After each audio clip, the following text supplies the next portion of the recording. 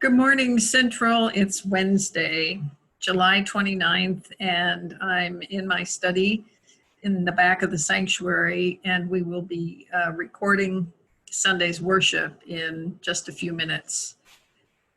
I'm slowly getting used to this routine of having a sermon prepared on Wednesday and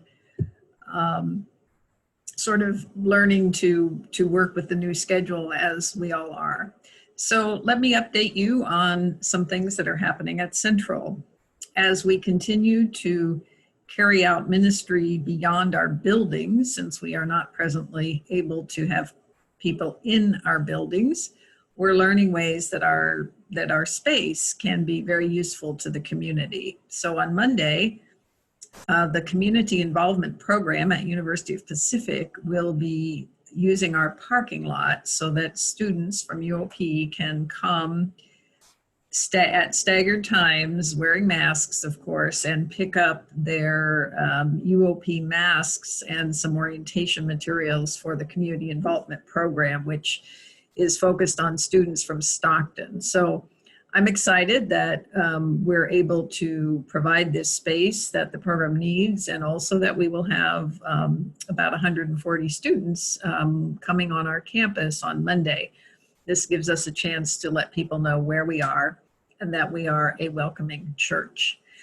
You should have received through your email yesterday this week's edition of Connections. I'm grateful to Robbie, who sent it out through our new MailChimp program this week while Susie is on vacation. And if you did not receive it, then you might want to check your junk folder, as I think some people's computers might initially reject this coming from MailChimp. But let me assure you, it is from the church, and this is the way we will be sending out Connections at 3700 from now on. It's a program that allows us to send you a much more complete document. And so as you will look at Connections on your screen, you'll see that we're able to include graphics, and it is also available on our church Facebook page. So as we learn new technology and improve our communication, I encourage you to read what we're sending so you can keep up with the many things happening at Central. This week, or last Saturday rather, in the morning, the death of Fred Cook, Alan's dad, really brought home to us in a new and very personal way the impact of COVID-19 on our community and in our world. And as we grieve with Alan and his family, we give thanks for Fred's life, for his ministry. He was a pastor for many years in the Southern California Conference of the United Methodist Church. And we stand with Alan and all of the family as they gather up the richness of Fred's life during this time when any kind of large memorial gathering is not possible. Friends, I am acutely aware as I follow the statistics every day about COVID-19. I'm acutely aware of what is happening in our valley, in the San Joaquin Valley, and in our county. This virus is not going away. A growing number of people are sick.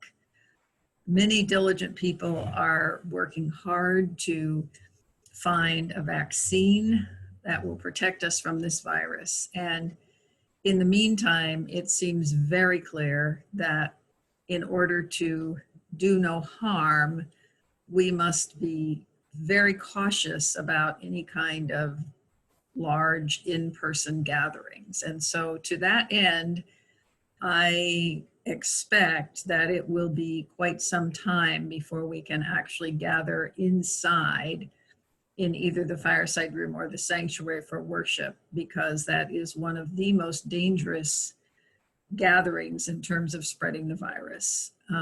We continue to work on the plans for an outdoor option The death of Alan's dad has delayed that process a bit, understandably, but our Reopen the Campus team continues to work toward that.